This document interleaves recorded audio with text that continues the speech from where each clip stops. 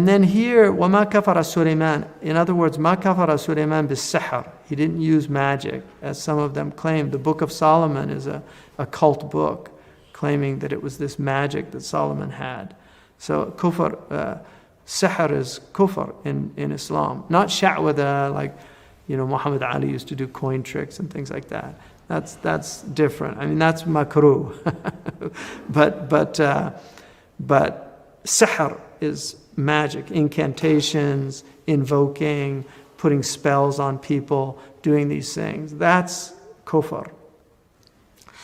وَلَكِنَّ الشَّيَاطِينَ كَفَرُوا. They were the ones that used the magic. So he calls them the obsessive were ungrateful. And if you look at his argument for using that term, it's very interesting, because it gets to the root of what shaitan is about. يُعَلِّمُونَ النَّاسَ السِّحْرَ وَمَا أُنزِلَ عَلَى الْمَلَكَيْنِ بِبَابِلَ هَارُوتَ وَمَارُوتَ. And what came down to the angels at Babylon. So Babel is near Al-Kufa in Iraq. In the country of Iraq, there was a place, Babel. And Babylon, the Scarlet Lady, the Whore of Babylon. Babylon is in the Old Testament. They were very, very profligate people, diverted, and they were warned, and they were destroyed. So Babylon is everything negative in the Old Testament is personified in Babylon. So these two angels, Amadakeni bi Babila, Harut and Marut, وَمَا يُعَلِّمَانِ مِنْ أَحَدٍ حَتَّى يَقُولَ إِنَّمَا نَحْنُ فِتْنَةٌ. So Harut and Marut are these two angels. There's khilaf about this, and you'll get into, Ibn Hajar actually says the hadith about them being given free will. They were the most worshipful among the angels, and all the angels were complaining about humans because constantly there was all this, these horrible. The angels would bring their reports on what humans were doing, and it was all just negative and corruption and all these things. And so Harut and Marut were given the free will, and then because of that, they lost their malakiyah, they lost their angelic nature and were given human nature, and they did what humans did. And so it was to show the angels that that's one opinion. So, but you'll see different things. But the point is, they did teach, but they said, "Innama nahnu fitna." We are a test. And that's one of the fundamental. Fitna also in the Quran means different things. It can mean sedition. It can mean civil strife, right? So like civil war is called fitna. Al-fitna is ashaddu min al-qatl. So, but here it means test. We are a fitna. Because fatana, yaftinu, the original meaning of it in Arabic is to test gold for dross. So when you heat up gold, you test it for dross. And that's why when things break out, when fitna breaks out, you see who's gold, you see who's silver, you see who's copper, and you see who's toxic lead. Like people really reveal themselves in fitna. And that's why it's such a useful word in that way. Because when fitnas come, suddenly people that never do anything, they're full of energy, they're on the phone, and did you know this and that? And they're just, whoa, where were you? Like, you never volunteered at the mosque. I tried to get you to volunteer for the bake sale. You were too busy. But now that there's a fitna, you have so much free time.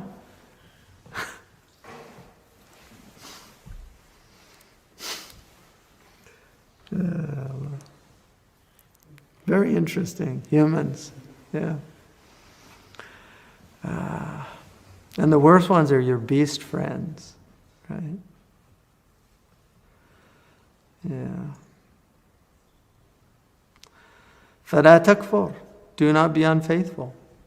فَيَتَعَلَّمُونَ مِنْهُمَا مَا يُفَرِّقُونَ بِهِ بَيْنَ الْمَرْءِ وَزَوْجِهِ. And this is really demonic, because the worst thing that you can do is separate between a family. So when there's love in a family, when there's a bond, and people that separate that. In fact, in the Hadith Sahih, which is in Sahih Muslim, Iblis, it says that Iblis yada'u arshu ala al-ma'. He put his throne on water, because God's throne is on water. So Iblis is a great mimicker. When I first went to Las Vegas, I realized that it's a perfect imitation of, not perfect, astaghfirullah, but it really looks like the area around Mecca.